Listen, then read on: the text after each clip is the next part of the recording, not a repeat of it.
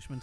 The weekend's great for going to the cinema. The weekend's great for just sort of relaxing, kicking back, and enjoying all things movie-wise. And Van Connor, our regular movie viewer, watcher, and expert, joins me this morning. Morning, Van. And good morning to you as well, Connor. We are heading... Oh, there's Dua Lipa's getting very loud there. Sorry, forgive me. Dua, stop it! Anyway, 8:24. If we look at this time of the year, and I mentioned it a couple of weeks ago, so we will ramp up now slowly but surely to the bigger, I suppose, riskier movies, won't we? Well, this is getting towards popcorn season now. We're in that sort of that lull just before we start to get the early summer releases, and you always find these tend to start with one big tentpole movie. I think it's likely to be something like Black Widow this year, but that'll start your so what I call your summer multiplex marathon. Now, I haven't heard of Blumhouse's Fantasy Island. What is this? So Blumhouse, you will know, of course, as the micro-budget horror label who've given us such things as Get Out, who've given us the Purge series, and now they've been tasked with essentially adapting the 1970s US TV series Fantasy Island for the screen. If you remember that, it starred Ricardo Montalban from, Wrath of Khan as Mr. Rourke, a mysterious guy who runs a mysterious island, and people would show up every week on this show and they'd get to live out their fantasies. It was a sort of a variety show, as it were, like an ensemble drama, and the only thing that stayed the same were the people that run the island. This time around, it's been reimagined as a horror movie, because that's what Blumhouse do, and it stars Michael Pena as the mysterious Mr. Rourke, with the usual roster of new incoming visitors who each get to live out their fantasies. But of course, fantasies become nightmares, and being a horror movie, you can guess where this goes. I've got a clip for you of Michael Pena laying out the rules of this new island. Good evening. I am Mr. Rourke, the ambassador to your deepest desires. Let me officially welcome you to Fantasy Island. We were all just discussing how this works exactly. You will know soon enough, and I promise you will not be disappointed. The island has 2 rules. There is only 1 fantasy per guest, and 2, you must see your fantasy through to its natural conclusion, no matter what. Well, why wouldn't we? Because fantasies rarely play out as you or I might expect, but they always play out exactly as they should. Not even you know how they're gonna go? Only the island knows. I am but its humble steward. Val, I'm not sure I get the Michael Pena thing. He consistency get work, doesn't he? He does, but I have a good time with Michael Pena. I'm an Ant-Man fan. The Martian is one of my favourite movies. I thought End of Watch was great. I can watch Michael Pena. And also, I'll be really honest, I'm a sucker for some old school US TV, like a Glenn Larson, like a 70s kind of a show. Fantasy Island, right in my wheelhouse. The idea of turning it into a horror movie is ludicrous, and it's along the lines of a Funny or Die sketch. You've ever seen the Captain Planet one with Don Cheadle?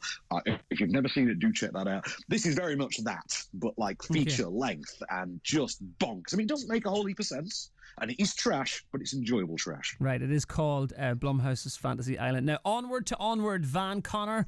Let's get onward to said movie.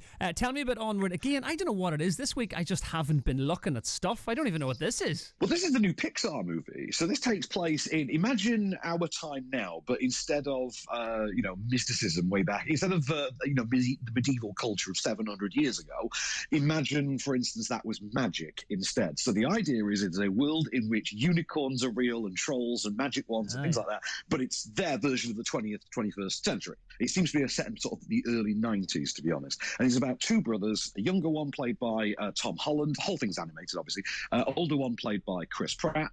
The younger one turned 16 on his 16th birthday. They are gifted a magical staff that belonged to their late father, who died when Ian was very young, and they get this ability to bring their father back for one day, for one 24-hour period, so they can say their goodbyes to him. However, the spell goes wrong. He's resurrected only up to the waist, so he's literally a pair of legs and a back. He's a pair of legs and a backside, and they have 24 hours to retrieve a mystical gem that will restore him and allow them to say their goodbyes. I've got a clip for you of Ian waking up on the morning of his 16th birthday. Everybody needs a magical staff. All right, we're gonna get warrior Z95.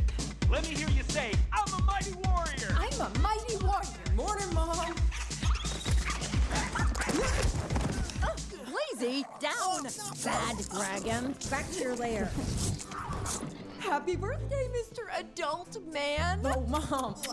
Hey, buddy, don't wipe off my kisses. What? You're wearing your dad's sweatshirt.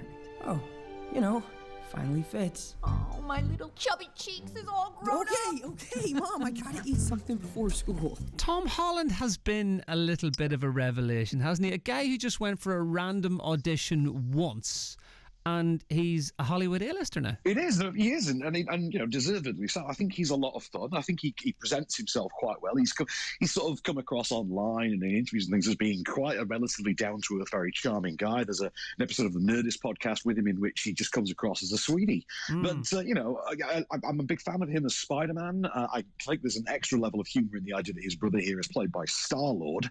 So, you know, but then again, this is just a very fun movie about that chemistry. It's about that relationship between brothers, and getting Tom Holland to effectively play the sort of Amblin teen, the sort of Spielbergian teenage character, and having Chris Pratt just go full Jack Black on us, because this whole thing plays like Orange County meets Weekend at Bernie's, which, as far as concepts for an animated Disney movie go, is probably one of the best I've ever heard.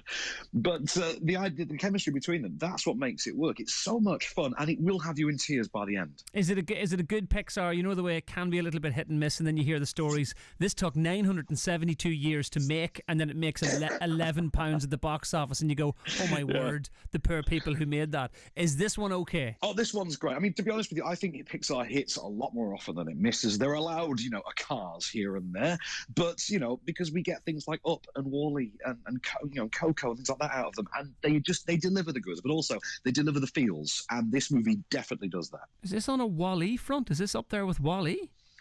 I don't think it's quite up there with Wall-E. I would say if I was going to compare it to something on the quality spectrum of Pixar movies, I'd probably go with, I don't know, I think I'd go with an Incredibles. Big words. Big words, Van Connor, and you can find out by listening to Van's podcast, which is called Off Screen, Sir. Off Screen, Sir. No, it's called Not Screen. That's just him addressing me. It's called Off Screen. Van, as always, lovely to have you on. Thank you for joining me this morning on BBC Radio Manchester.